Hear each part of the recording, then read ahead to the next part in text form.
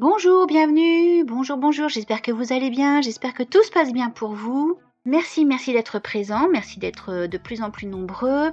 Aujourd'hui, pour le Bootcast saison 1, épisode 56, nous allons partager ensemble l'éditorial de Daiseku Ikeda, paru dans le Daibyaku Renge, mensuel d'études affilié au mouvement Soka au Japon, d'avril 2017 et est paru en France dans le Cap sur la paix 1096. En voici le titre. Les femmes du mouvement Soka sont les soleils toujours rayonnants de Kozenrufu. Le printemps est la saison de l'espoir où tous les êtres vivants se réjouissent. Il apparaît parce que le soleil ne cesse jamais de briller, jour après jour. Nichiren Daishonin écrit « Quand le soleil se lève dans la partie est du ciel, tous les cieux au-dessus du grand Jambudvipa, le continent sud, sont illuminés par sa vaste lumière. » De la même manière, le mouvement Soka manifeste une joie lumineuse parce que la foi des pratiquantes du département des femmes, les soleils toujours rayonnants de Kozenrufu, brille d'un éclat éternel dans le cœur de notre mouvement. En faisant l'éloge de l'épouse de Shijo Kingo, Nishigen Nyo, au nom de toutes les femmes disciples qui gardaient une voix ferme et constante au milieu des persécutions auxquelles elles étaient confrontées à l'époque, Nichiren écrit « Je me demande si le Bouddha Shakyamuni en personne n'est pas entré dans vos cœurs, et cela m'émeut tant que je peux à peine contenir mes larmes. Je me demande si le Bouddha Shakyamuni en personne n'est pas entré dans vos cœurs, et cela m'émeut tant que je peux à peine contenir mes larmes. » Ce passage peut également s'adresser aux femmes du mouvement Soka d'aujourd'hui, car Nichiren connaît certainement tous leurs efforts. Chaque jour le soleil se lève, qu'il pleuve ou qu'il neige. Il est toujours là, derrière les nuages, et brille sereinement. Comme le soleil constant et immuable, allons de l'avant sans dévier de la voie de notre mission. C'est notre foi dans le bouddhisme du soleil de Nichiren qui nous propulse avec force sur ce chemin.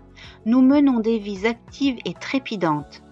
Nos journées sont remplies d'un nombre impressionnant de tâches à accomplir, de problèmes à régler qui semblent souvent nous dépasser.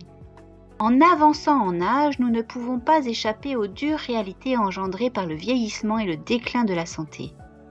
De plus, nous vivons dans une société où les 8 vents, prospérité, déclin, disgrâce, honneur, louange, critique, souffrance et plaisir, soufflent sans cesse.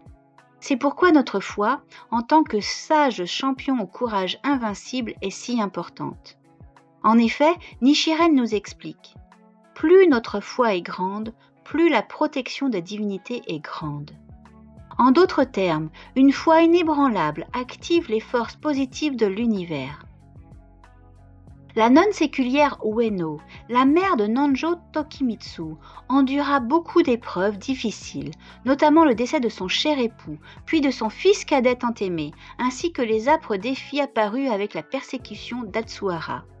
Cependant, dans son cœur brûlait la flamme de l'espoir allumée par Nichiren. Il lui avait écrit ces mots rassurants.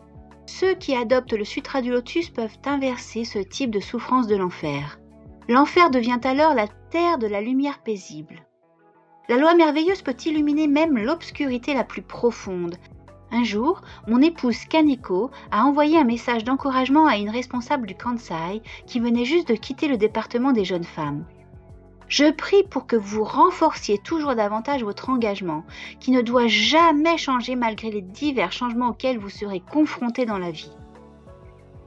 Tel est le soleil éclatant du Kansai toujours victorieux.